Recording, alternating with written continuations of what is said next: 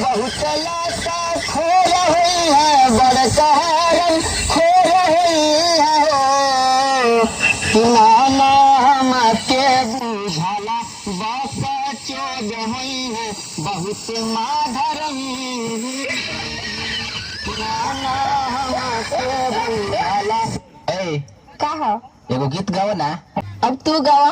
अरे ना चेहरा पे निखार और ना सुंदर तोर बार कपड़ा में भरल खोबार तुम तो कितनी फूहरी हो तुम कितनी फूहरी हो तुम बहुत फूहरी हो बहुत ज्यादा फूहरी हो। कौन सा गाना गाया जिससे इन्हें गुस्सा आया?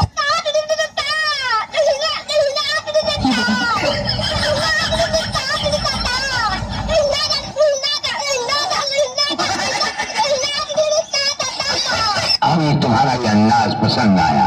कि राती देखनी सपनावा तोर भौजी। हाँ कि राती देखनी सपनावा तोर भौजी अरे तोर भौजी। अच्छा कि तोरे लइका हो तोरे लइका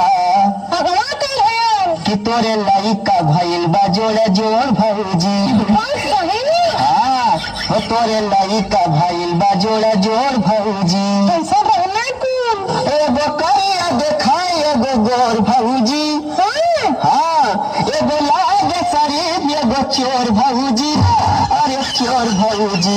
तोरे लइका हो तोरे लइका कि तोरे लइका भइल बा जोड़े जोड़ भौजी उहो लागे सारे एकदम कमजोर भौजी। बात कराला हम कहीं दूसर कुछ देखला है।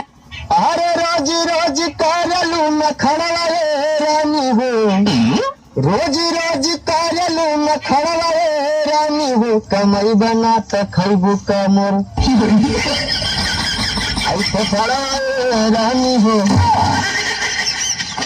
कमई बना त खैबू का फड़वा रे रानी हो। एक गो दिल मंगवैया हजार बा। भाग रे बुढ़ी तो पीछे ही बाड़ी ओकर नया वर्जन है ना सुन लिया ना। अरे एक गो ढूंढी चटवैया हजार बा।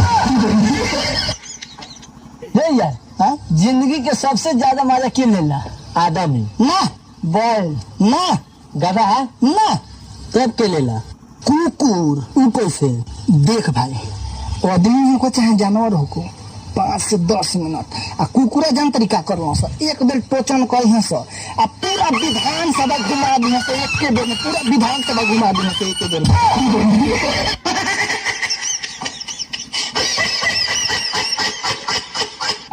माहौल जब गर्म होके माहौल जब गर्म होके गर्मे में अगर गर्म चीज परोसल जा तो पानी छोड़ेला